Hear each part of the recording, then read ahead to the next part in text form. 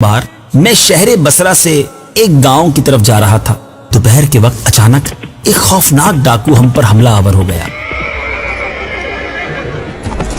میرے ساتھی کو اس نے شہید کر ڈالا، ہمارا تمام مال و متاع چھین کر میرے دونوں ہاتھ رسی سے باندھے، مجھے زمین پر ڈالا اور فرار ہو گیا۔ میں نے جوں تو ہاتھ کھولے اور ایک جانب چل پڑا، مگر پریشانی کے عالم میں راستہ بھول گیا، یہاں تک کہ رات آ گئی۔ ایک طرف آگ کی روشنی دیکھ کر میں اسی سمت چل پڑا۔ کچھ دیر چلنے کے بعد مجھے ایک خیمہ نظر آیا۔ میں شدت پیاس سے نڈھال ہو چکا تھا، لہٰذا خیمے کے دروازے پر کھڑے ہو کے میں نے صدا لگائی، العطش العطش، یعنی ہائے پیاس ہائے پیاس۔ اتفاق سے وہ خیمہ اسی سنگ دل اور خوفناک ڈاکو کا تھا جس نے ہم پر حملہ کر کے لوٹا تھا۔ میری پکار سن کر پانی کے بجائے وہ تلوار لیے باہر نکلا اور ارادہ کیا کہ ایک ہی وار میں میرا کام تمام کر دے، مگر اس کی بیوی آڑے آ گئی۔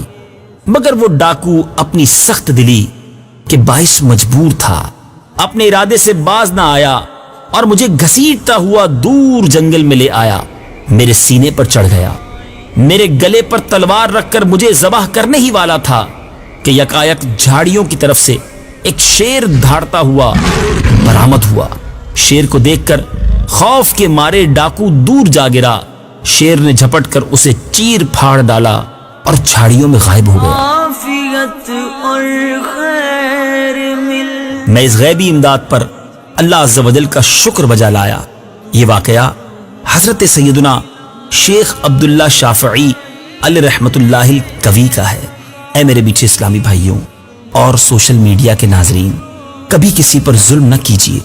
نبی پاک صلی اللہ تعالی علیہ وسلم کا فرمان ہے، جس نے بلا وجہ شرعی کسی مسلمان کو تکلیف دی اس نے مجھے تکلیف دی، اور نبی پاک فرماتے ہیں جس نے مجھے تکلیف دی اس نے اللہ عز و جل کو تکلیف دی۔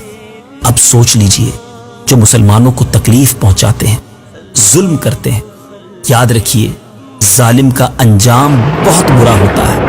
ایک دن ہوگا جب ظالم کا گریبان ہوگا اور مظلوم کا ہاتھ ہوگا، اور اللہ مظلوم کے ساتھ ہوگا۔